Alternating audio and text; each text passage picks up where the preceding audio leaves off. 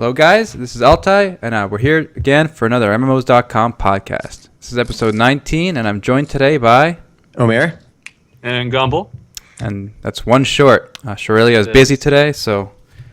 She's visiting family right now. I think she's attending a wedding.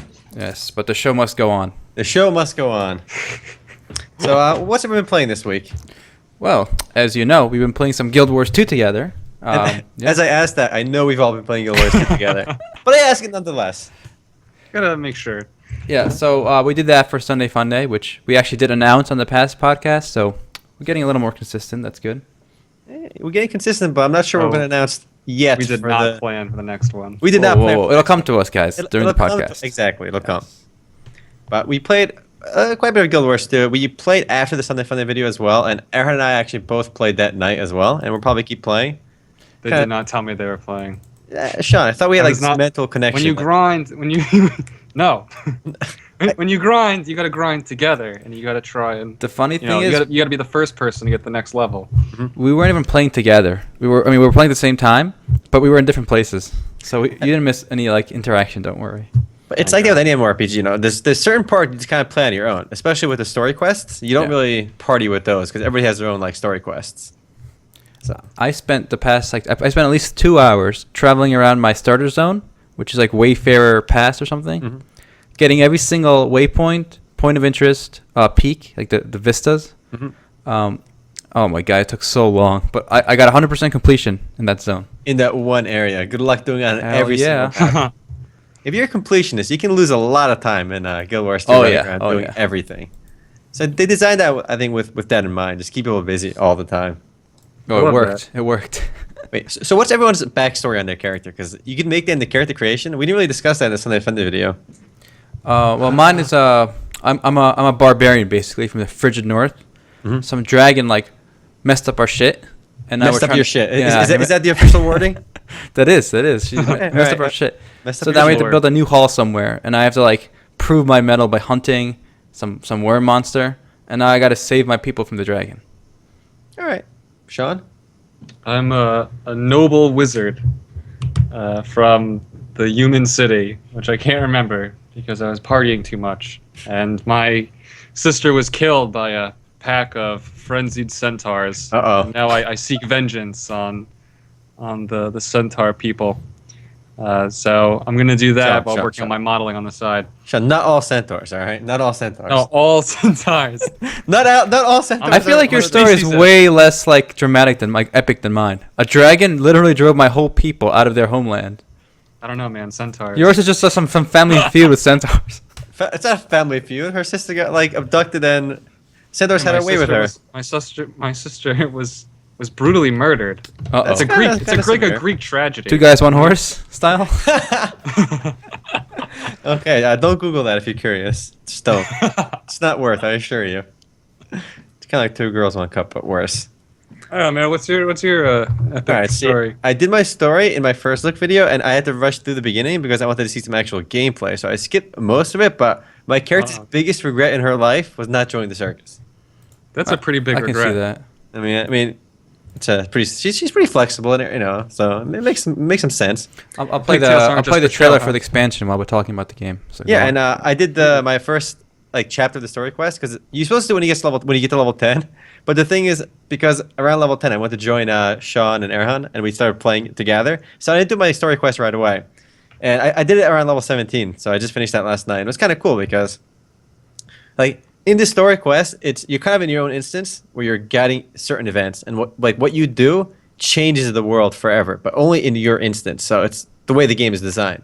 So I think at one point in my story quest, basically my friend got involved with a gang, and he's got to get out of there.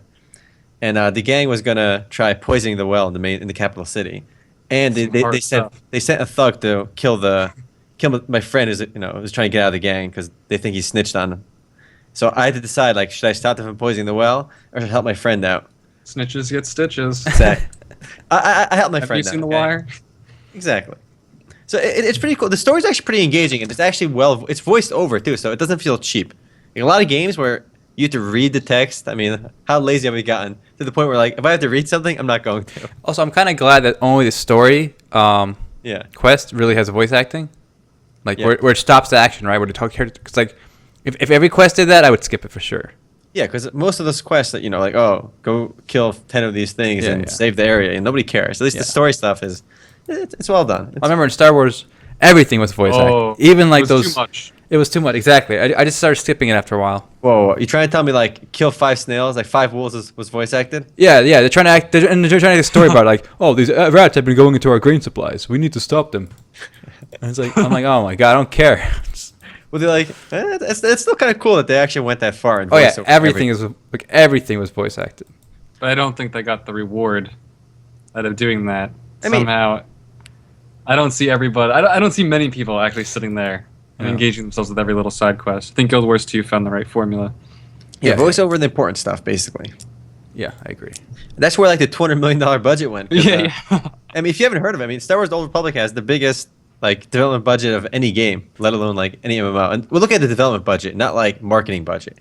I mean, these are all rough estimates regardless, but like the big numbers you'll see for like Destiny sometimes and some console games, it usually includes marketing, and they spend tons of money marketing those games. I'm not sure if Star Wars #1, but it's up there in terms of development budget. And Guild Wars 2, I'm not sure where they stand. I mean, it's clearly a pretty high production value title. Absolutely. Yeah, it used to be buy to play. It went free to play, I believe, last month. Yeah, August 29th. Yeah, so end of last month.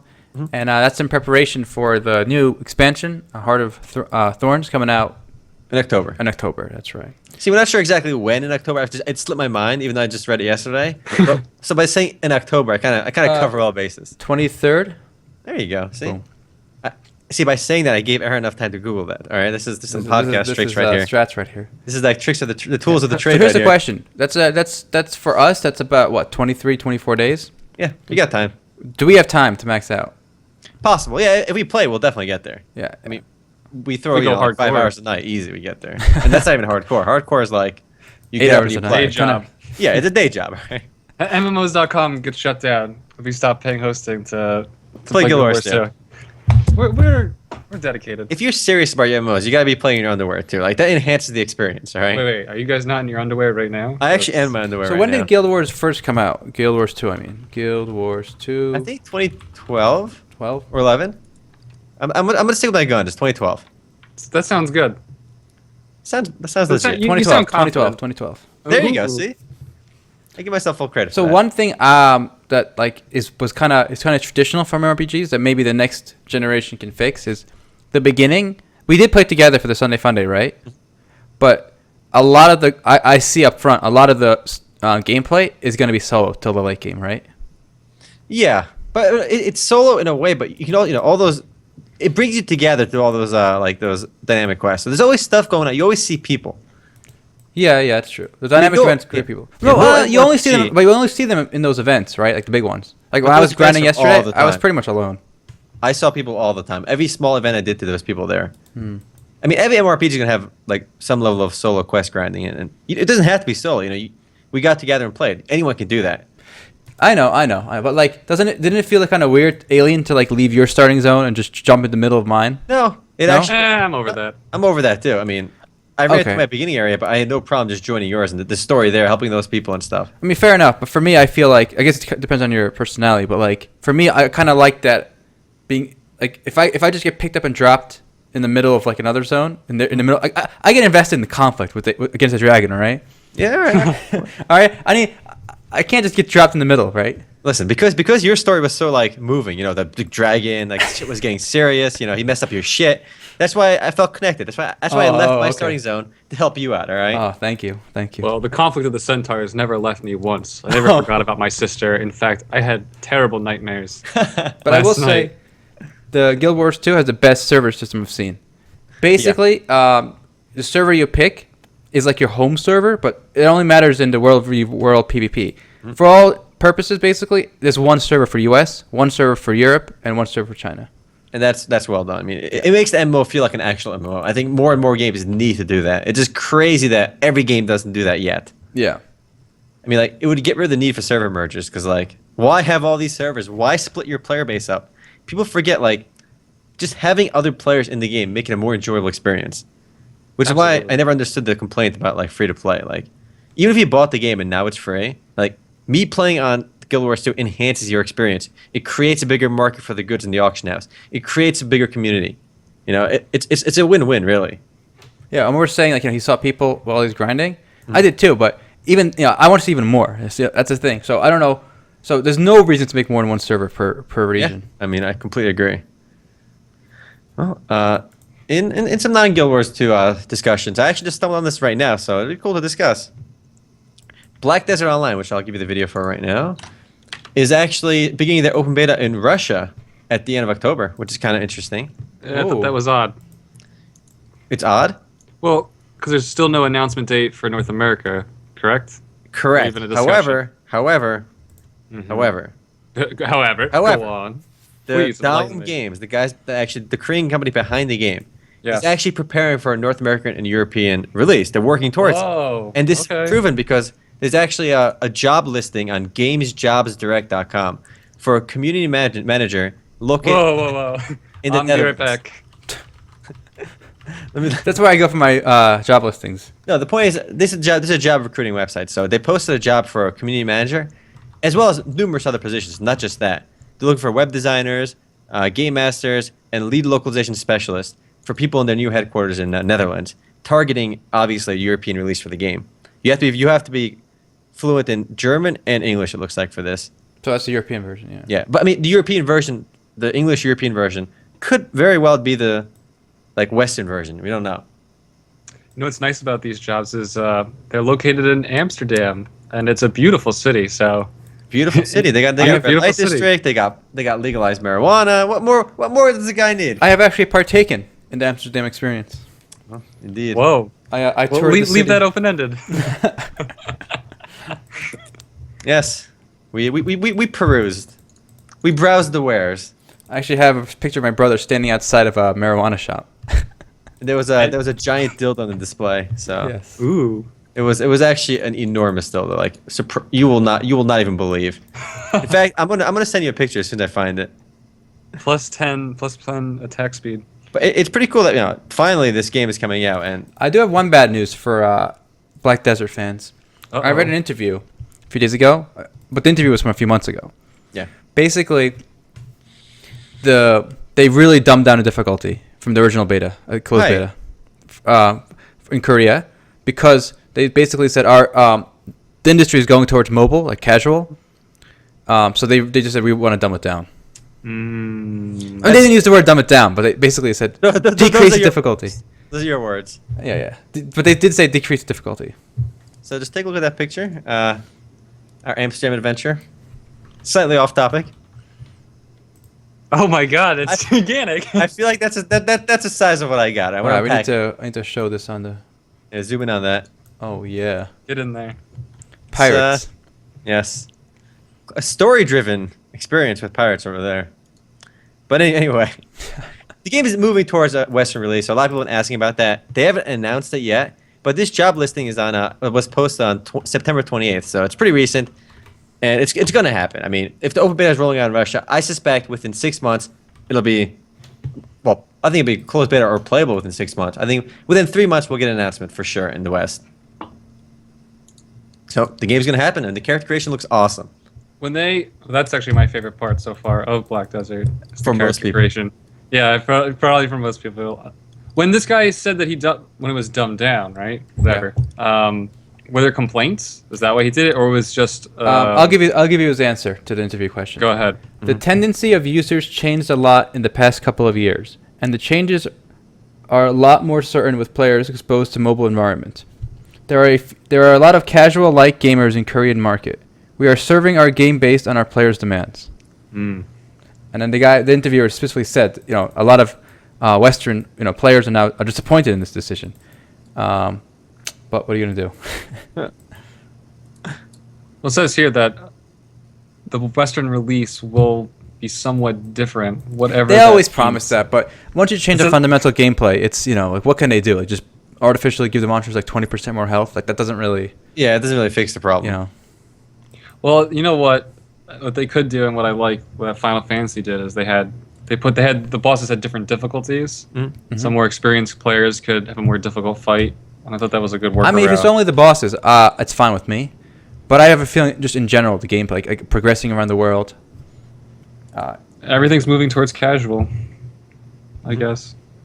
I mean, if it's fun, it's fun though. It doesn't bother me too much. I mean, regardless of difficulty, come on, we're all gonna make Victoria's Secret models in the character creation, all right? Well, I'm actually hoping that the slider for your body mass goes from, super skinny, whatever, to enormous, like a Perfect World game. Oh my god! And then I'll be Perfect World just because a nailed lot it. of it's like Skyforge's sliders. I really was disappointed with the character creation because it goes from super skinny to jacked fit out of your mind. It's a very small scale, but the human body is a much wider range, and Of course, I want to be able to explore the realism- full range. I for want realism's realism. sake, exactly. I want to create a monster. At least Skyforge lets you touch upon the booty slider, right? It's not It a does. slider you see very often in most character creators. You'll get a bust slider once in a while, but the booty slider is usually more elusive. I think we had this conversation. People love booties in the West, or at least in the United States. All about that booty. Yeah, I'll have a link to the full interview for the Black Desert for you guys if you want to learn more yourselves. Also, in some changing paces quite a bit. Apparently, some big news for a game called MageRealm. Not a game we really talk about very often, mainly because it's MageRealm. It's a Chinese-developed browser game, right? Oh, well, that explains that. Yeah. I mean, I link you a video for it, but there's not much to work with. It's not a very good-looking game, but it's apparently they rolled out a very big update this weekend, last weekend rather, and it was a complete disaster, like the most unmitigated disaster you possibly could in an update. So what happened was they released a big update like on a Friday afternoon, and what the update did was anytime you change servers, you'd get like an infinite amount of the in-game premium currency. So everyone had like tons of in-game money. A lot of characters got deleted with with transfers, and like it was exploits abound. Basically, the game is a complete disaster, right? And get this. Well, was that before or after the bug? Oh, after the update. And get this. The developers don't work on weekends, right?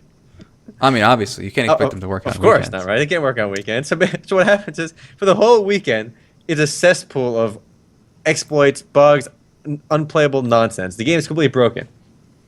And it's a game that people play because it's a browser game. It's very casual, and it has huge reach to millions of people. So a lot of people play the game, and it was a complete disaster. So, moral of the story, guys, you don't roll out an update before you test it out on a Friday afternoon, all right? You do it early in the week so you can thoroughly test it out. On a Tuesday, like everybody else. Yeah. That's when the podcast comes out, you see? It's always about the Tuesday. That's why we put the podcast out, so you have something to listen to while the game updates. Yeah. It's... They don't work weekends. So it's called MageRealm Rise of Chaos, that one, right? Yes. All right, so let's see what the gameplay looks like in this bad boy. Yeah. Oh, wow. You know what this reminds me of, kind of? Hmm. Those early, like, even client-based Chinese games. Yeah. And I've played a few of these for the first look videos, and I've looked at a few. They're all very similar. I mean, the Chinese developed ones are very unimaginative. They all run basically, I think, on the same engine, is what it looks like to me. This reminds me of what's it called? Myth War 2 on IGG years ago. That's a game that most people won't remember. But if you do remember Myth War 2, you have a good MMO memory. And then you are a seasoned free-to-play junkie like I am. Free to play junkie, I like that term. And that term applies because a lot of people just they'll play one game for like a couple days or a week and then jump to another game. It's all about that MMO hopping. All right, well, in actual real game news, not this nonsense news. Wow, that's a real game right there, right? We have another previously pay-to-play game going free-to-play. Today, What's it actually. be?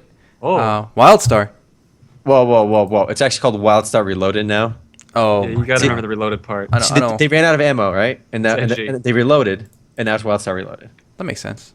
I feel like their trailer should be a guy reloading. It'd be Well, like, I'm watching their cinematic free-to-play teaser at the moment. yeah, it's I've seen that. It's not I think it was made by like a well-known guy. Like, coming this fall. yeah, it was supposed to be like this really hyped trailer, but I wasn't that impressed by it. It was a little artistic. It was like no gameplay, all cinematics. Yeah, it's cinematics. They could have done a lot better. I feel like there's a lot to work with in WildStar, so that cinematic is. I think it leaves a lot to be desired.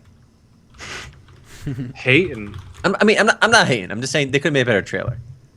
This isn't Blizzard, all right? We That's didn't get the true. trailer masters here. These are ex-Blizzard guys. So let me see. I'm gonna watch an endgame trailer here. So what do you guys think about the WildStar graphics, like that cartoony style? I feel like a lot of games go in that alley, whether it's Overwatch, whether it's Strife, I mean, I like it. This is another game I want to try. So I mean, Yeah. but I kind of don't want to play this and Guild Wars, but maybe I'll end up doing that. I mean, you at least try it out and see what's up. But you can't really give an earnest try unless you play a little bit longer. But still, I think cartoony graphics just emphasize fun. Yeah. When it's realistic and gritty, it's like, oh, it's super serious. But when you There's have this actually nice, another reason they do it. It's not for fun. It's because cartoony games age better, and MMOs have a long development cycle, so they're aged by the time they come out. yeah. That's a fair point. If you're aiming for realism, you're already gonna look bad even the day you release. You'll be behind on the graphics. I mean, I guess that's why World of Warcraft is so timeless right now. Exactly. I mean, the game is what since 2004, over 10 years old, but it still looks pretty good. Obviously, they revamped it, but that cartoony graphics is good forever, really. Yeah, exactly. That's why MapleStory's legit, guys. If you look at the early, even the early consoles like Super Nintendo and stuff, the games that went for cartoony have aged much better than like the realism ones.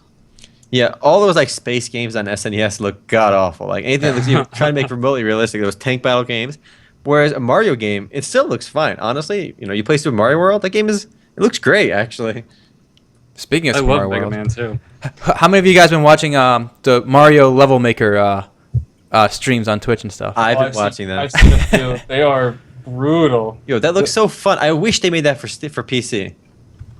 Oh my god, I don't think they will though. I would love to play that game. Like I would pre-order right now. I'd buy a Founders pack for that game if they made that. If they released a PC version, they got a Founders pack out of me, all right? And I don't buy Founders packs.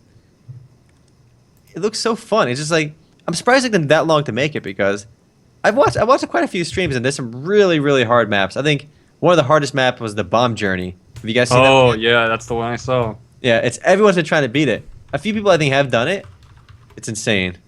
And I think the same guy who made that made another one. I think it was called, I forgot what it's called, but it was remarkably difficult.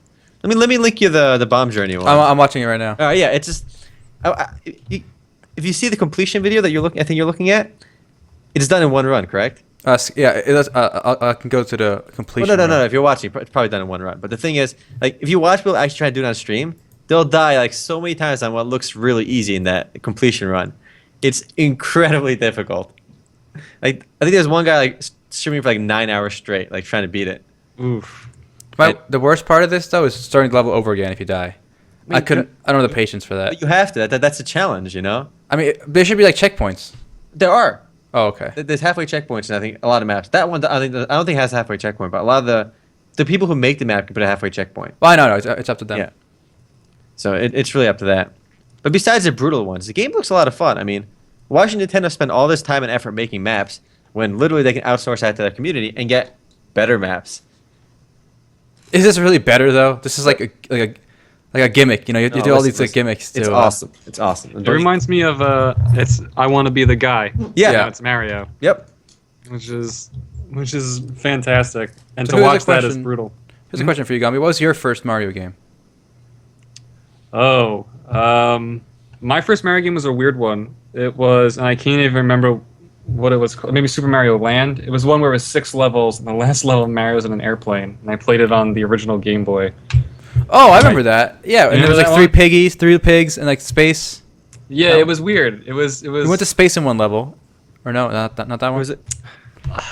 Let's see if I can find See if it. you can find it. That was the first one I played, but it came out for the original Game Boy. Yeah, one of the Game Boy ones was a really good one. The one I know what you're talking about. Super Mario Land. That was like the secret of the coins or something. Oh yeah. Let me think. I think it's this one right here, Wikipedia.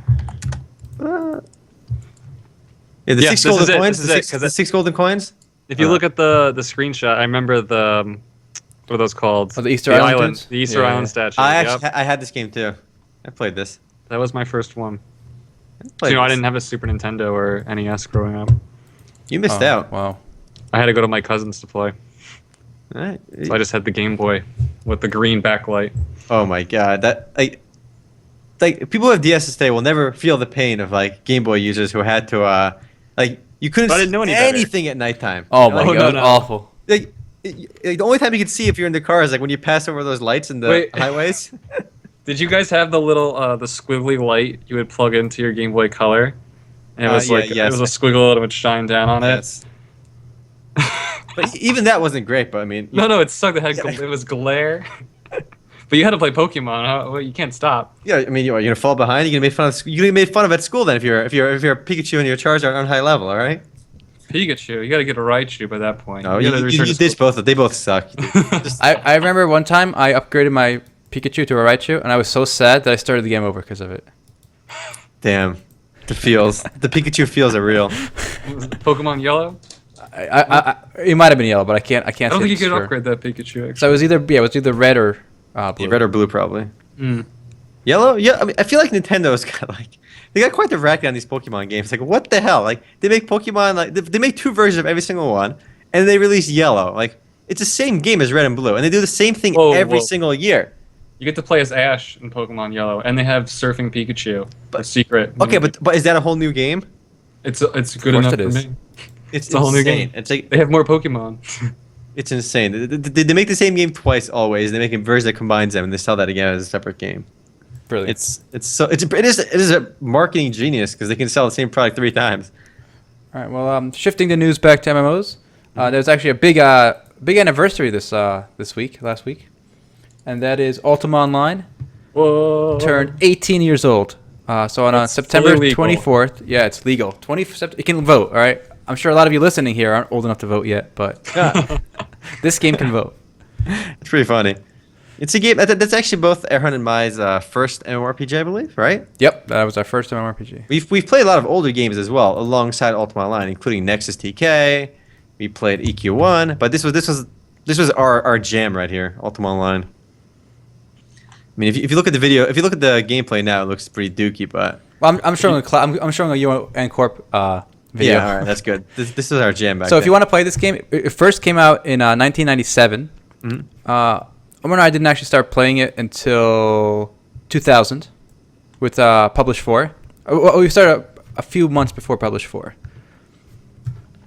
Basically, the game has changed a lot now. They added like a 3D engine, kind of like if you played RuneScape back in the day. Yes. You know that you prefer the classic RuneScape, right? The gameplay, the graphics, and so for anyone who played Ultima Online, it's the same way. If you played back in the day, you prefer the old school graphics and gameplay. It's the developers ruined it. Okay, I feel like in so many games, like developers just ruin everything. All right, I want to keep it the old way. I want to keep it the way I like. We sound like those Star Wars fans that are like yelling at George Lucas for like editing stuff. Yeah, I always thought that it does look weird. It does look weird with the editing. Guys, stuff. Guys, new Star Wars coming out. You guys gonna watch it? Oh yeah, obviously. Yeah, I mean you have to. You have to. At this point, you just have to. It's like a default, you know. It's like, hey guys, Star Wars came out. I guess we gotta go watch it. It's a cultural requirement. To see really Star is. Wars. That's why I read Harry Potter. I just read it out of obligation. I saw the movies out of obligation. Guys, how much money do you think that's gonna make on the first weekend? More than any of us predict. I think it's gonna be the biggest opening ever. Well, I think so.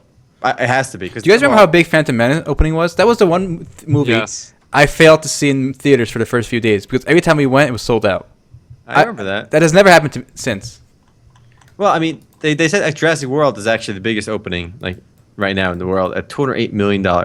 Wow. So that I mean, obviously inflation adjusted all this other numbers, but number 2 being Marvel's The Avengers, and then Avengers again, Ultron, then Iron Man. All these superhero movies. Holy crap! Of course, Disney's got the racket. I'm telling you guys, this is gonna knock it out of the park. Everyone has to see it.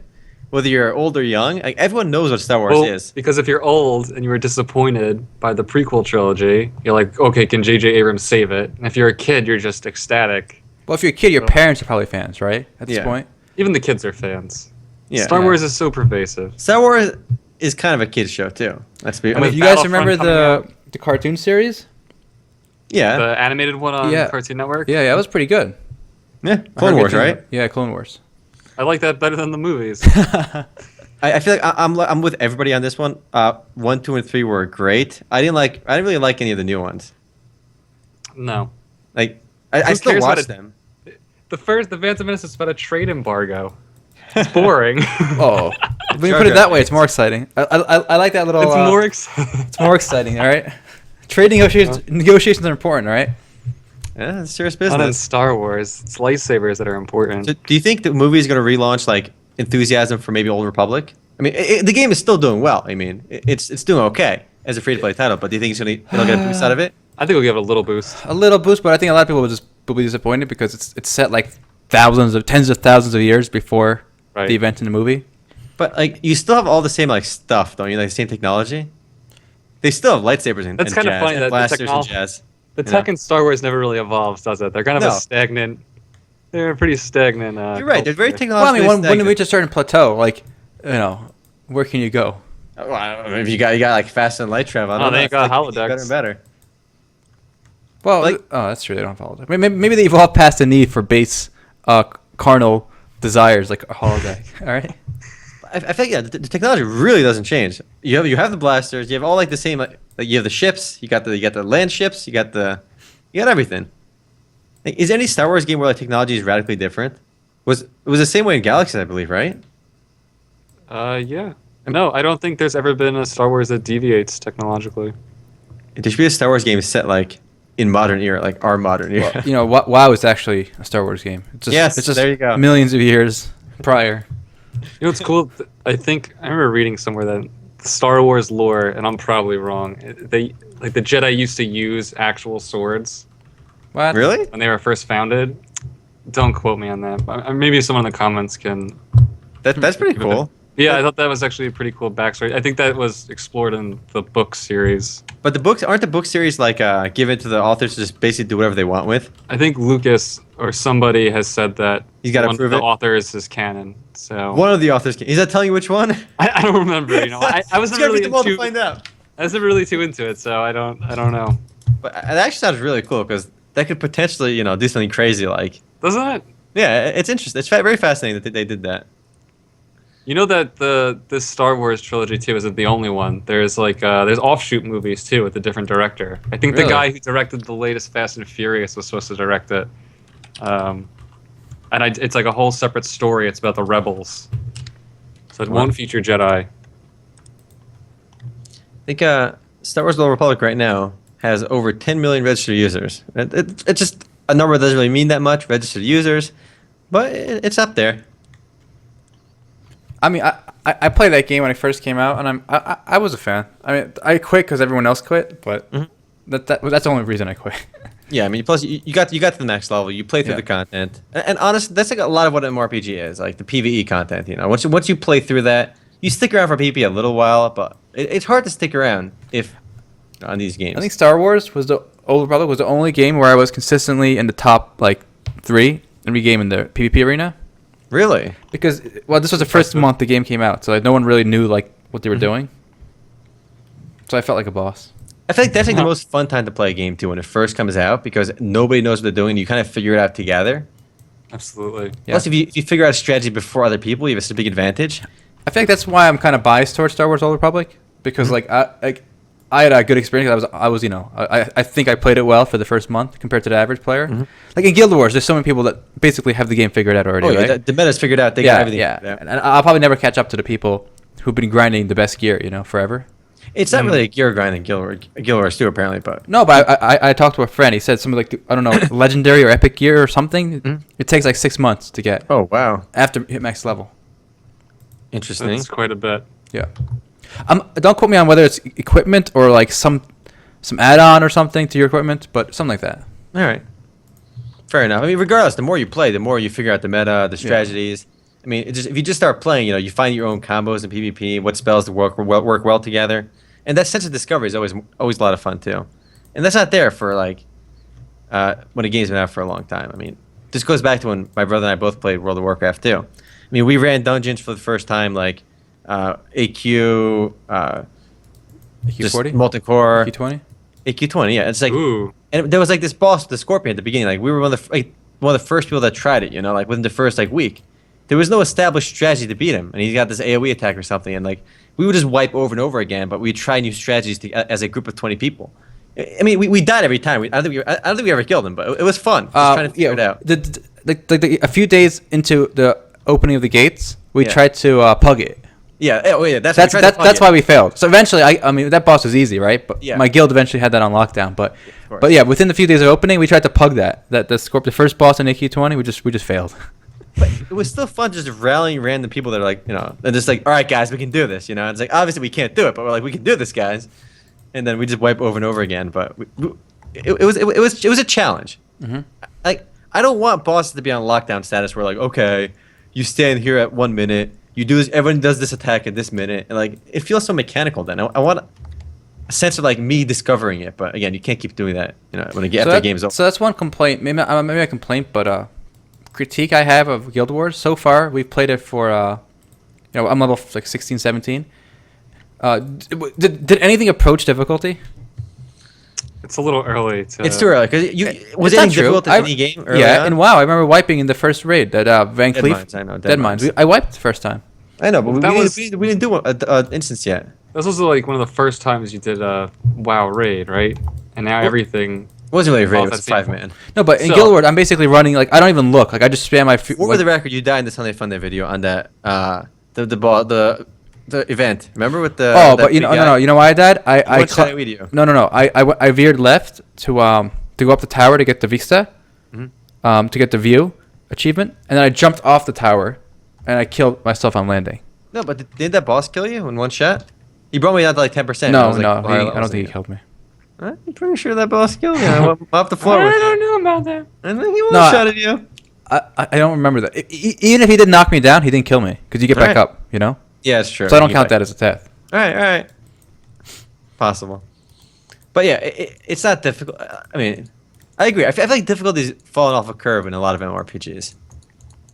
It just a lot of games have gotten a lot easier now. Yeah, for example, when I was grinding last night, I was just watching Twitch while I was playing Guild Wars. I don't mind that though. Yeah, I have a TV show for every single MMO I played seriously, at least MMORPG. Mm-hmm. WoW, I was watching Metalocalypse. Star Wars was Peep Show. Great show. Every single one, even EVE Online. I think I watched Indiana Jones over and over again, all the movies. So, I mean, I expect. Okay, I don't mind the casualness like of the solo grind, but if we're doing like a boss like that, we were fighting that monster. I want some path of instances. Like for example, in Guild Wars, I haven't found an instance yet. I mean, I found one. We'll find it eventually. But it was an empty town. Like it was like this. There was no monsters in it. Yeah, I mean, I'll reserve judgment until we actually do a couple of runs. Yeah, like me too. Obviously, like I'm just saying it's a critique or observation I've made so far. I mean, I don't. If it gets to a point where it gets difficult and like we have like those like dungeons and stuff, it'll be fine. It just it has been a little bit easy, but that's no big deal. I think that's just the direction of modern gaming. It's not like a critique of Guild Wars, it's a critique of the genre, if anything. Well, sure, but it's following that. Trend. It's following the same mold as a lot so of I'm not going to excuse it. I'm gonna throw it a bone because it's genre. It's I prefer a little difficulty in my games, and if they don't have it, I'm gonna point it out. I don't know if you'll ever be satisfied by a major release. I think Shroud of the Avatar might be for you. Do you guys remember in WoW, like just pulling a random camp, like you're grinding at level 30, 40, whatever. Yeah. If you pull, like if a patrol comes nearby, that means it's time to set up. It's time to set up. You're either gonna have to fight or run. Yeah. That hasn't happened to me since 2005. Yeah. I agree. I do. They even made MapleStory easier. They ruined MapleStory too. Yeah, think about it. MapleStory's easier. Being level 30 meant something. Now you get to level 30 like with blink of an eye. Yeah, like before you done the tutorial, you get to level 30. Yeah. Again, that's just the pace of modern gaming. I mean, they cost a lot of money to make these games. They want to appeal to everybody. I feel even in early WoW, they didn't have to appeal to everybody. Yeah. Nope. I mean, think of when WoW peaked. It wasn't vanilla. It wasn't even the second expansion. It was like the third one. Wrath of Lich King? Yeah. That's where it peaked. I mean, all right. I thought it was a little bit after that too, but the win was behind his back from the success. That's why. Of course. And Burning Crusade wasn't casual at all. It was hardcore. Yeah, I know. Burning Crusade was also hardcore. Yeah. It started getting more casual after Lich King. Yeah. And I mean, it's just the way things go. And that's one, I think, good thing about mobile. If mobile can drive all the casuals out of this genre into their Candy Crushes, then maybe we can get a game that's actually, worth the name MMORPG again. I mean, easiness does not mean it's not an MMORPG. No. It's worthy, like a worthy MMORPG. Okay, but keep in mind, like, I hear what you're saying, and I agree with some of it. But if you look at WoW today, if you do a late game raid, okay, and not on the hardest difficulty mode, guess what? It's the same level of hardcore as it was back in vanilla. No, I know. Okay, so that option is still there. No, but the rest waters it down. I feel. I mean, I feel you that could you could just play the game with like one hand and like drunk, right, and then artificially make it harder for yourself. I don't want to fight a boss, and then every difficulty jump is like plus 30% health, plus 30% damage. It and wasn't then just that. He did have different abilities and stuff. Too. yeah, but again, that's just like it just feels hard. If nobody but me, my guild beat that boss, that means something. If they just beat an easier version of it, and I just brag about beating it with 20% more health, that doesn't mean anything. It does still. It means something, but not as much. Okay, I mean, I agree. It doesn't mean as much, but just for the record, there are the hard bosses in WoW at the hardest difficulties and heroic and stuff. I mean, they're still difficult. They're just, yeah. That's still out there for the people that want it. But it is a little bit weird that you can do the exact same boss on an easier difficulty. I agree. That I mean, any sense of immersion is gone. It's like you just change the difficulty for it. Yeah, I want one persistent world with easy dungeons and hard dungeons. Not easy and hard are the same, if that makes sense. Let's talk persistent world for a second over here, because I think we were mentioning this earlier as we were walking. I would love to play a game like Rust. And so Sean, you're the survival guy, right? So chime in on this. I'd love to play a game like Rust that is persistent world and no resets, with a lot more crafting options. Wouldn't that be awesome? I mean, I think that's what Rust is going to be. It's just too early still. No, Rust has servers. You can't have that experience on servers. Oh, you mean one gigantic world? Yes, one gigantic world. You're asking quite a lot, though. But that would have to be quite the big world. That would be like that would be such an ideal game. I would have that would seem like perfect. I mean, I think you're gonna live to see it. Yeah, because here's the thing with Rust. I love like the natural groups that form sometimes online, right? Even when you play by yourself, sometimes you just run into people. You go with them for a few hours. You build a base, right? And then you kill them. Yeah. But then it's just lost, whether through killing each other or just a server reset or just one of you logging out and then not playing on that server next time. Happened to me on Tree of Savior, or not Tree of Savior, Tree of Life. Mm-hmm. Yeah. So now imagine, with the persistence of MMORPG, you get guilds that form, and some of these people that meet in guilds, like in RO, WoW, they become friends, or Eve, not for a day or a week or a month, but for years. Yeah, that's true. And see, because of Rust's system, the servers, the wipes, any kind of social bond that starts building is weak, and before it can strengthen, it breaks. All right, that's a fair assessment. Yeah. So that's why I can't go into Rust with a group unless I know them already, like you guys. Because whoever I meet in the game, even I get along with them, I build a base, I kill some people, it's lost after a few days. So if the game was persistent, you're saying there would be guilds and stuff. And then exactly, guilds would form. So it would be like us three naked with spears looking at this huge castle that like 50 guys worked together for a year to build. And like these guys would mean something. Like they'd be like the lords of this island or whatever. And it'd be awesome too, because like some of those guilds be warring with other guilds, right? Yeah, EVE exactly. Online style. They would recruit us. It'd be like, okay, we're gonna give you a weapon. You're gonna join the ranks. You're gonna fight for us, and in return, we're gonna give you resources at the end of the day if you survive. Yeah, just like EVE, the big EVE corporations, they give ships and gear to their fighters. And then of course you can always like run off in the woods and do your own like thing in the boonies, But that sense of like persistence and seeing like all these huge guilds trying to eventually make your own guild, that'd be my ideal game. Yeah, I mean, no other genre really has that, like that kind of social bond, because they're not persistent. But I feel like Rust is already like it has the building blocks to make a game like this. But it won't be Rust if it's It won't be Rust. Rust 2. It won't be Rust. It'll be Rust 2. Yeah, with the early days. We're looking to the future, but And your computers will have to be much more powerful than they are now. I mean, you could fit because not everything's loading at once, So there's not like it would have to load the entire server in one go. No, that's true. I think that'd be awesome. I mean, I don't know how many people would be interested in that, but then imagine how many people you have on one's. Oh, okay, never mind. Okay. Because essentially, I view that game as like an Ultima Online, like a successor that I would want. Or a hardcore like, because I think some kind of a throwback to older MMOs. I'm not sure if a lot of viewers will really resonate with this, but like there was something in Ultima Online where when you died, you would lose all your gear. You drop everything you've equipped.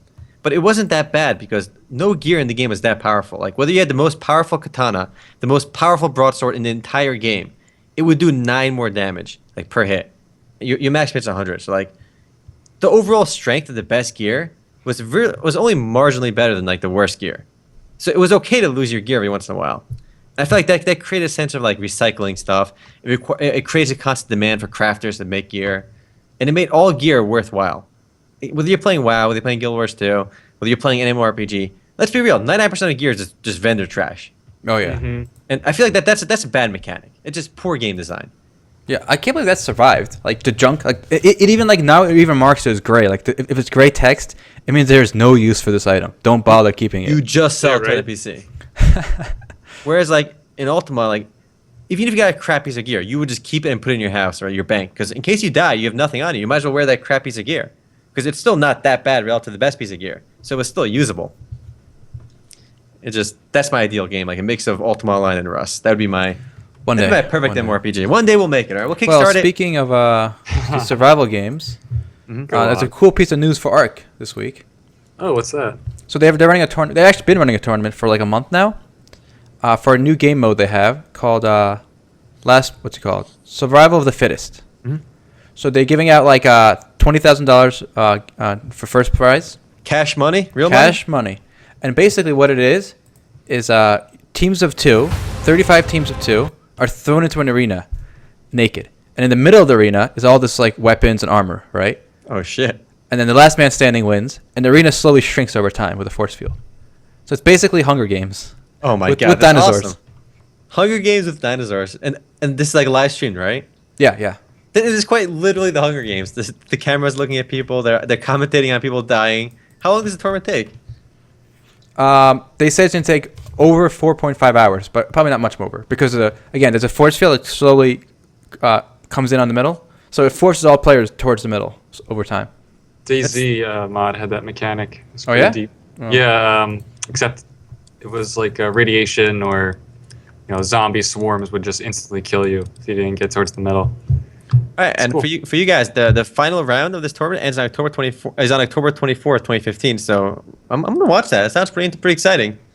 Right? I'm curious what the commentary's gonna be because like normally I don't like watching these survival games because it's so slow paced. You watch them on Twitch and stuff. You watch people cutting trees and stuff, but seeing it like casted, like a tournament like this would be really cool.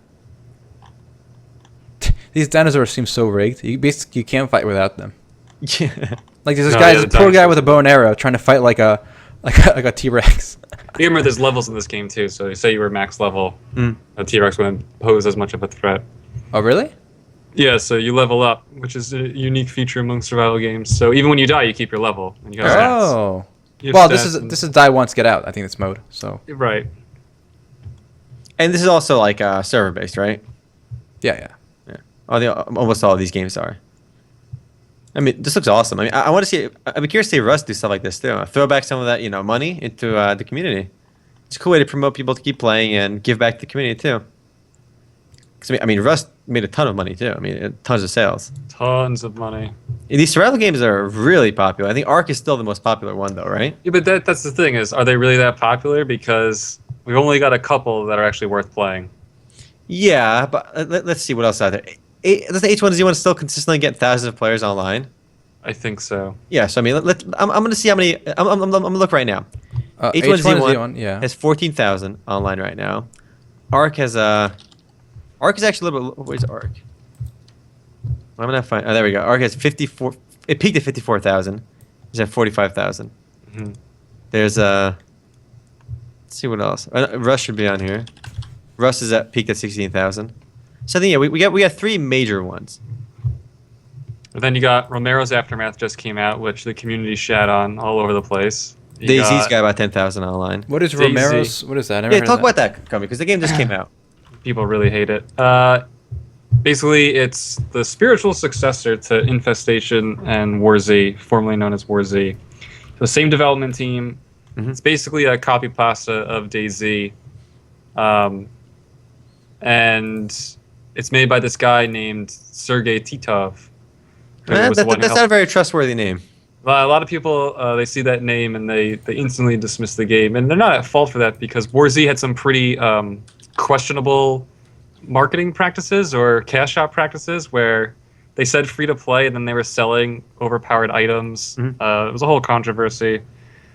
So it just has this really bad history attached to it. Sergei Titov is also the guy that made Big Rigs, the producer of Big Rigs, right? Really? One of the lowest rated video games of all time. Yeah, that's true. So I mean, that name rings the bell for a reason. So the game came out. It's got overwhelmingly negative reviews. Mhm. I actually gave it a good because it does exactly what it sets out to do. A blatant DayZ clone with a bunch of early access bugs. It's not terrible, and there's no real pay to win. It's got some interesting features, but again, it's just a clone. It's not doing anything. Why special. is it called It's not gonna Romero? stand That feels like so. Romero was the guy who made Night of the Living Dead. Oh, there you go. Right, John Romero. But it's not him, right? It's his son, John Carmen Romero, who lended his name to the game. The tale goes that he reached out to them, but that just seems odd to me. I can't see him reaching out to them. It seems more like they reached out to him to put the name on it. Yeah. But I'm pretty sure he has absolutely nothing to do with the game beyond slapping his name on it. That's fun.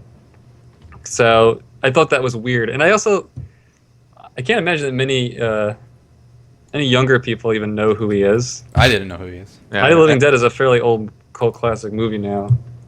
Here's a gameplay video from Romero's Aftermath. We actually got a email from them earlier telling us that the game is they're calling it a success. They reached over 300,000 users in the first weekend. I just saw the trailer. Including 100,000 in the first 24 hours. So the numbers aren't bad. Do you know why though? Because again, it's like one of the only free to play survival games like this. That's true. And I gotta say, they ripped assets left and right from previous games. Like the sound effects are the same. The cases in the game for cosmetics are almost look exactly like the ones in Counter-Strike Go. A lot of the textures and buildings are exactly the same as they were in War Z. But for all of that, if you judge it for what it is, it's exactly what you expect, and it's not offensive. And in fact, it's free to play is a big plus. It's like free to play gives it, free to play has got to give it. The games we talked about, H1Z1, it's still in early access, isn't it? And it costs early access is $20. Yeah, and it's supposed to be free costs to play. money. Arc costs money. So this is DayZ standalone costs money. But if you read, everybody is just a lot of people are really pissed off. They're just like, don't you know this is made by the guys who made War Z? It's shit. Can't play this. But I suggest you actually, if you like survival games and you don't want to pay money, I suggest giving it a try. You'll probably hate it, but free to play. and if you end up hating it, it didn't cost you anything, It didn't cost me anything at all. Yeah. But it was funny. All right, so this is my favorite part, though. So when I installed the game, my browser opens. I'm like, what the hell's going on? It's taking me to YouTube, to some random YouTubers' review of the game, giving it a positive review. And I thought to myself, the way I look at it is the game won't kill itself, but the developers' stupid decisions, just like War Z, will kill the game. That's a pretty stupid decision right there. That's a really dumb decision. And the guy whose video it was had no idea they were doing it. Does that video have a ton of views now?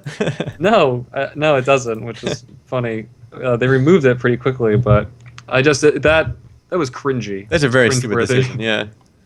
And it's funny, they're using the word, it's the only free-to-win MMO horror game. Also questionable. That term, free-to-win, I feel like a lot of companies are using that now. They want to use that term as if it's like it's free-to-play, but with no pay-to-win. So they say free-to-win. But it's a buzzword a lot of people have been using, but we'll see how true that term is down the road. Doesn't roll off the tongue well. Free-to-win. I don't like it. Because I feel like free-to-play is a bit of a negative connotation with a lot of gamers, which some games they deserve the negative connotation, but I feel it's unfair to just assume negativity. So they're trying to use different terms for it now.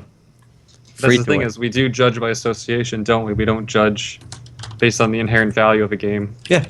In fact, I'm going to update the MMOTerms on. We have a page on MMOs.com for defining all the terminology. So I'm going to add free to win on here. Our lexicon. We have a pretty big lexicon for all these terms. So I'm going to add free to win. A silly way of saying free to win. free to play. It's a pretty good definition. It's exactly what it is. All right. I saw you made Gumble's Grumble video for it too. I did. I'm not on page one of Google. I'm disappointed. You'll get there. Don't worry. I'll link to it here. Yeah, let me get that. Get that big Gumble Grumble. I liked making that video. I got wrecked, but I had for the one day I played it, and I will never play it again. When likely, I had fun. And it's just a crappy free to play survival sim, and that's good. It's good. Sounds fun. Well, on to convention news of the week. We had two big gaming-related conventions. So the first one is Twitch. So TwitchCon, the first TwitchCon, was this week, 25th to 26th, so this weekend. And there was a pretty good showing. I think it was the first time basically the fans, the biggest streamers, and the developers all met under one roof, and they announced a few big changes coming up. My favorite change is the video player is not going to be Flash anymore. Within a few months, it's going to be HTML5. I mean, that's really not an issue for most Twitch viewers. I mean, I feel like that's not a big issue. I don't know. For me, I always hated it. I mean, it just makes it hard. Flash is the reason your browser crashes, guys. If Chrome ever stopped working for you or Firefox, it's probably Flash's fault. Just so you know. So the actual biggest change for I guess the average person is Twitch is going to allow you to upload existing videos, kind of like YouTube does. Mm-hmm. So I think it's a direct attack, a counterattack by Twitch, because YouTube trying to game into their game, with the Twitch, with YouTube gaming, with streaming. So now Twitch is firing back and saying, all right, fine, you want to do that, then we're going to let people put up their own videos on our site. I mean, I feel like even YouTube gaming didn't really get a lot of viewers. I'm not sure if this feature is going to really stick. Which one? The uploading videos directly, and are these uploaded videos going to last forever? Yeah, because right now they've been deleting archives for the old streams. I didn't know that. Yeah, if you archive you need to make a highlight video out of your broadcast for it to save permanently. Yeah, otherwise it deletes because they don't want to save like 10-hour broadcasts, 3-hour broadcasts like in RAW. But I think that's a logistics thing, not really like delete, because you can make the highlight like you can make like 10 highlights of the whole stream and you'll be fine. Yeah, but they clearly their purpose is to save on bandwidth and to save on storage costs, because otherwise why not to save it all? Why even require the highlight? Because anything worth saving that you can save. Yeah. I mean, why save like 10 hours? Like you said, 10 hours of nothing. Yeah, usually it is like that, but I mean, YouTube has no problem uploading long videos. I see 10-hour Neon Cat videos all the time. I see 10-hour the leak ones. Was it the leak dance? The leak song? I think eventually Twitch will also not delete anything because they have Amazon now, right? Yeah, that's true. They're bought by Amazon. And Amazon has the biggest cloud provider of like storage for people. Yeah, Amazon Cloud. Was it A3C or something? But yeah, they got everything. And the more exciting convention though is the next one. We actually watched this full keynote thing. Yes. It was Oculus. Oculus had their second convention called Oculus Connect. This is for developers. This wasn't for like the general public. Mm-hmm. Basically, they just talked about where they are with their current thing. They said they're coming out next year. They announced, I think, 3 products. The first is the Gear, which is like the one with the phone. It's $99 like for you basically put your phone on top inside of the Gear, and then you can do 3D with VR on your phone. The Galaxy Note, or does it work with everything now? It works with all of Samsung's devices for 2015, like their current models. Interesting. And when I first thought, I'm not that excited about it, but I feel like a lot of people, that first wave of VR will probably be through their phone because everyone's into smartphones anyway. So I feel like that's like the most accessible virtual reality for a lot of people. Absolutely. Yeah, so they started with this one. This was the first one they presented. Mm-hmm. Then they moved on to the main one, the Oculus. And then their third product was their controller, like for your 2 hands. Yeah. What was it called? That was interesting. What was it called? Right? Oculus Touch? Yeah, Oculus Touch. But I mean, the more we watch these VR videos, the more excited I get, because my brother and I just sat down and watched like the hour-long keynote address, and it was talking about what they have. It talked about where they're going. They even brought a scientist at the end, like their chief scientist, who ended up talking about for 20 minutes on all the technologies around VR, what they have today, and what they need to make a perfect VR. And perfect VR being like you would not be able to differentiate between like reality and VR.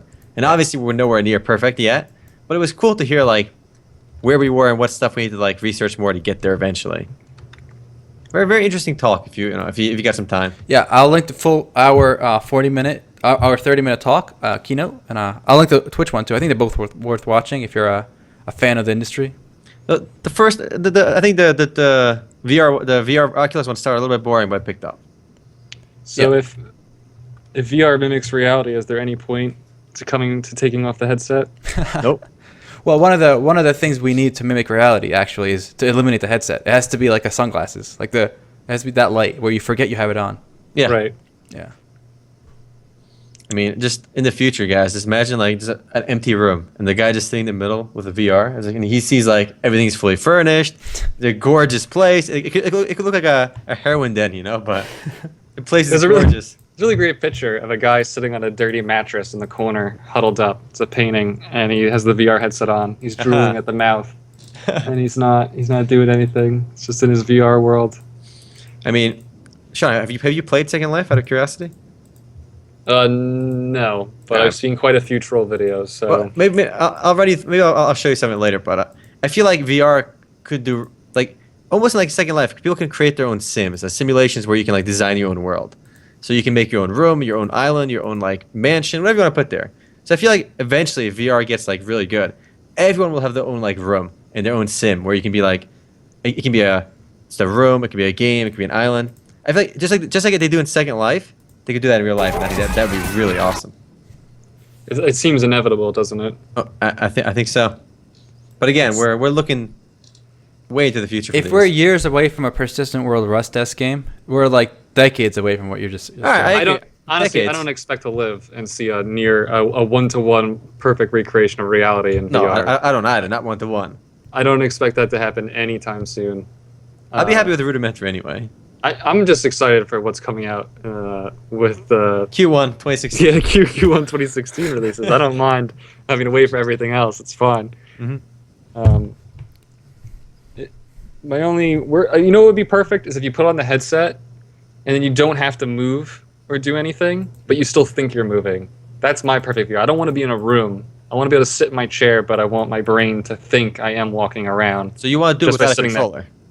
No. I don't. I just want my mind. Yeah. I want it to trick my brain completely. I want it to basically take my brain and put it in this virtual reality body. Don't they have like devices already where like you can control the mouse with your mind? What? They have devices like that because the way it works, It's not for you or I. It relies on like the micro expressions on like your forehead or something, right? Did you say it with your hand? Okay, it's very rudimentary, and this is how it works. First of all, you got to shave all your hair off. Second, you have to wet your head. Okay. Step 2. Okay, so now what's step 3? Step 3 is they have a headset. You basically it's got multiple like I want to say they're called diodes. So step 3 after you shave your head, they laugh at you and say there's no technology. So you put it on, and then what they do is think forward, like just think the thought forward for like 30 seconds, okay? And then when you do that, it maps that brain pattern to like the electric signal your brain is giving off. Right. To a button or macro. So let's say 1. So and then if you there's a cursor on the screen, and if you think forward, it'll move forward, or it'll do whatever it's binded to. Mm-hmm. So they can do that with VR too. Why not? What do you need for VR? I want to move forward, left, up, right. Whatever. Yeah, but you would need like an hour prep just binding all the macros. Again, current technology, right? But you don't want to have to think forward in VR. You want to be able to do it, as a second nature, as something running in the back of your brain. Yeah. I wanted to read just, I don't know which part of the brain is responsible for movement, to be honest. I don't know if it's it's not the amygdala, but, I wanted to just read on that. All I basically want my brain to be scanned into a VR world and then live inside it, like, I don't know, Sword Art Online or... I think that's the time for Sword Art Online. We're not going to have that level of technology for a while, but that's his dream right there. I can dream. It's a dream. And then, when VR takes over, how do you know the person you're interacting with is actually a female? It could be a guy with a female avatar. We all know there's no women on the internet, so it's obviously going to be They're all guys. It's obviously a dude, as we have proven in our Guild Wars 2. Let's play. Of course. Always a dude. Yeah, Q1 2016 for Oculus, around the same time for HTC Vive, which is also another VR. I think we'll have some time for an MMO, though. I don't think there'll be a VR MMO for a while. So. What about, what was it called? Voxel? Yeah, World? Voxel Kickstarter project, right? Voxel Knots. Yeah. I mean, when I think VR MMO, I want I'm thinking some sort of online, but we're not going to have that. You know what's cool is Elite Dangerous is already going to support the HTC Vive before it comes out. So I'm actually more excited about the space sim before anything else. I feel like those kind of like cockpit shooters are like the ideally suited for the current gen of VR. Absolutely. Well, with Elite Dangerous on the mind, here's our latest bit of news for Elite Dangerous regarding they're releasing a bobblehead for their co-creator. Very exciting stuff. There's a bunch of other. No. This is the most important Elite Dangerous news you'll be hearing all week. All right, guys. They made a bobblehead for their co-creator. Look at them. It costs money. I go into pay for this. Yeah, you got to pay £5 for it. Why would I do that? 5 British monies. Wait, are you No, saying you don't want to pay for this? It's a virtual bobblehead. It's not even a real bobblehead. Oh, of course. I was kind of hoping pretty for a good to real me. bobblehead for some reason. When I first saw this, I thought it was a real bobblehead too. But no, it's But- a virtual bobblehead.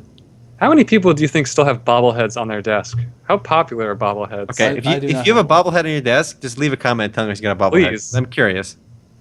I haven't seen bobbleheads in quite a while. Yeah, I haven't either. I feel like old people have them. Look at this, Tony. It's my old bobblehead. Oh, thanks, Grandma. Yeah, it was all about the crazy bones, right? Alright, so here, I have a theory on why Steam is going with the HTC thing instead of Oculus, supporting Oculus. All right, let's hear the theory. I'm curious. Yeah, for those that don't know, Oculus, Steam partnered with HTC Vive, so they're like, that's like the platform they're throwing all their weight behind. Yeah, that's like all the Steam games, like the Valve games, like Portal and stuff, are all being marketed with HTC. F3. All right, here's why. Ready? While I was watching the keynote for Oculus, one of their big pushes they made is they're gonna have something called some kind of Oculus store. So they want to own the distribution of the games. All the software, everything. Yeah. So like, let's say you want to buy a game, you put your Oculus on, and you're in some kind of virtual store or whatever, like you see like panels in front of you. Oh. So what that would do is that would cut off Steam. Like you wouldn't. That would take Steam's lunch away. And I think Gabe needs his lunch. yeah, Gabe needs to eat. Gabe's the man that's got to eat, all right? So that is Well, why. that makes perfect sense. That actually does make perfect sense. Otherwise, like I feel like Oculus is still the big dog in the VR arena. Oh yeah. They got Facebook support. They're like the first ones that they really got the ball rolling on all of VR. And since then, everyone's like, me too. I want to get on this VR. Got Samsung jumping on the hype train, Morpheus, even HTC was. Nobody even talked about VR until Facebook bought Oculus. What does Microsoft have? They have the augmented reality thing. It's not, That doesn't count. That doesn't count. it doesn't count. It's not real VR. Do they not have anything else? I'm surprised we haven't heard anything from Microsoft about their own VR headset. I think they're gonna take it slow. They're gonna wait. They're gonna wait where current technology. Take it slow. Yeah, maybe when like the next generation Oculus comes in, they'll like make their better version. But right now, it's still like let's be real. Like as cool as VR is for MMOs, it's gonna be nothing. For most games, it'll be such a small industry for like the first couple of years. But that's how it is with any new tech. Yeah, they're gonna lose money for the first few years, but it's okay because they got tons of money, available. I don't know. It seems like it's getting a lot of press, but I guess maybe a lot of things do and then go on to fail. Every magazine that's in my house, there has been a cover page, whether it's The Economist, The Times, or whatever, on VR. So Really? It's clearly got everyone's attention. Yeah, I want some VR League of Legends, all right? Even though that makes no kind of sense because it's a MOBA. There would be no advantage except to make it Just 3D. I don't know, to give it some depth. it would just be weird. It'd be unplayable. But also, it's some league. That's a good transition. All right there. See, some Alright. not really league related, Riot Games related. Which for some reason, Gumby, you put this on Facebook and Twitter as You like that? as I didn't. Rito Games. I didn't change it. I stand by my mistake. You're proud of your mistake. I got a lot of retweets just for that mistake. It's all right. But the news is that apparently Morello from Riot Games, he worked a lot on League of Legends balancing and stuff. They're working to put the S in Riot Games, so they're actually working on a new game. So it won't be just Riot Game, Riot Games for real. So of course there's no word on it though. There's been a few Twitter conversations where he's just said, "I can't talk about it. They keep changing directions." And then someone asked, "What, you left Riot Games?" Like, he didn't leave Riot Games. He says, "No, he's still there. He's just not working on League anymore. And he's working on a new project." So we'll know more about that when there's actually something to announce. But it's cool to see that eventually they're going to make something else. And considering how successful League has been, how much money Riot has, I'm sure it'll be pretty interesting. So you had a good speculation on what kind of game they're making, and I'm kind of with you on that. Speculation is a card game, only because, one, Hearthstone's making tons of money. Two, they have all the characters, they have all the art. Yep. They have a huge roster of characters. Why not monetize it? Why not make the League advancements benefit your new game? That's my speculation. But obviously anything goes. I agree with that. All the characters, the equipment, the items, the map, the neutral creeps, like the story, The the abilities, locations, everything. abilities. Yeah. So yeah, I'm saying it's like 80%. I was going to say, whatever they do, it's probably going to involve what the assets they already have for League. Yeah, there's no reason to redevelop everything. Now that you say card game, I really can't see anything else because I can't imagine making an MMORPG. That's like too much of a commitment, you know? That's also way too much money. Yeah. That's a long development plan. Card games seems a lot easier to turn around. Yeah. And probably a lot more profitable, you know? And more or less, they're all the same on one level or another. So, plus it's got the league name, so it'll be successful. It'll advertise itself. Yeah. And again, Blizzard was making about $20 million a month on Hearthstone as of the last reported data from the Super Data Research. So $20 million a month is not chump change. That's that's a lot of money. $240 million a year. Super Data just released a report too about how card games aren't slowing down. They're growing. Yeah. They're growing faster and faster. They're growing because of Hearthstone, let's be real, all right? I mean, there's really been nothing else super popular in the genre. Obviously, there's some news about Hex recently settled their lawsuit with Wizards of the Coast, but it's still a pretty small game right now. What about Magic Duels? Is that not... Let's see how that's doing on Steam. When it launched, it was doing super popular. And people still love Magic, so it gets 2,000 people active a day, so it's not bad. That's not enough. That's completely... Dry by Hearthstone. It's nothing. I mean, War Mode got like 1,000 since it relaunched. Right, that's the game. That's impressive. That was really impressive. But oddly, last time I played War Mode, all the U.S. servers were like empty, so I had to play on Russian servers. So the game is booming in Russia apparently. That's the way it's meant to be played. I have a hilarious video for you guys. Mm-hmm.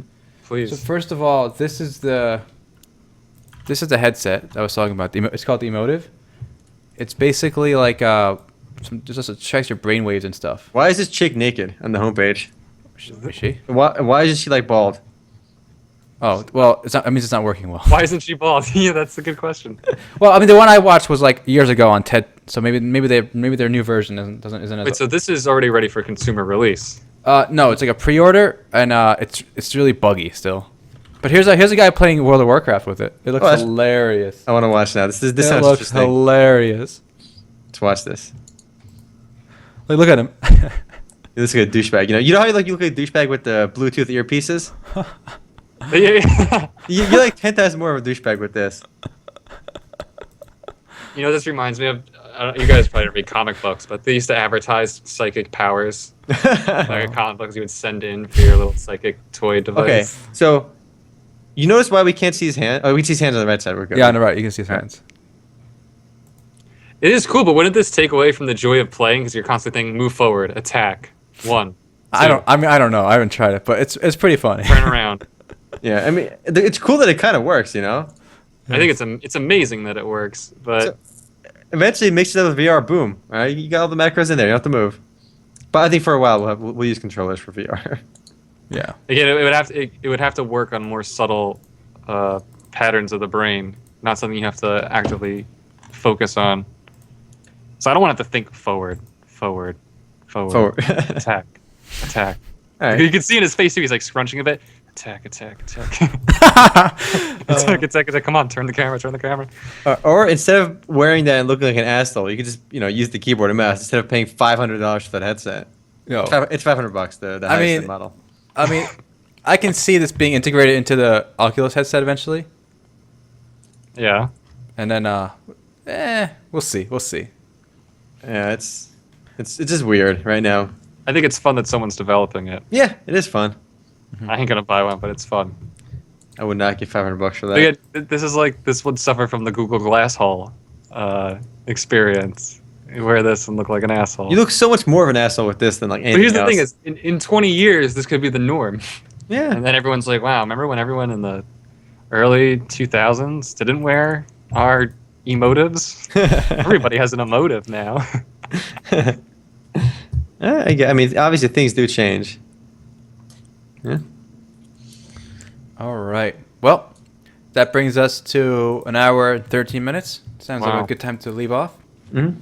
Hopefully we covered enough stuff this time. I want to say one thing real quick. Sure. Though I probably should have announced at the beginning of the podcast. I'm going to be streaming a little more SOMA on Wednesday. So that is tomorrow. Yeah, that was at the beginning. Yeah, that should be at the beginning. I don't know why I waited till this long. But do check it out on twitch.tv/RemoTMMOs. We'll put a link at the bottom of this. I'll put a link in the comments, all right? So you'll find it over there and in the description. So I'll be streaming that around 3 p.m. PST, and we'll play for a while. We'll see where it goes. Was SOMA worth the money? Real quick, yes or no? We'll see. So I mean, so far, I was expecting more of a scary game. It really isn't that scary. It's more like creepy atmosphere than anything else. But we'll see. Fair enough. We'll see. Fair enough. Any thoughts on Sunday Funday, or are we going to leave it to chance? Brawlhalla. Brawlhalla? Okay. We're doing Brawlhalla for Sunday Funday. All right. Awesome game, by the way. We'll get your copy, Sean. So don't worry. It's cheap. I think there's a free beta. Yeah. But yeah, that's it, guys. All right. See ya. Take care, guys. Later, guys. Peace.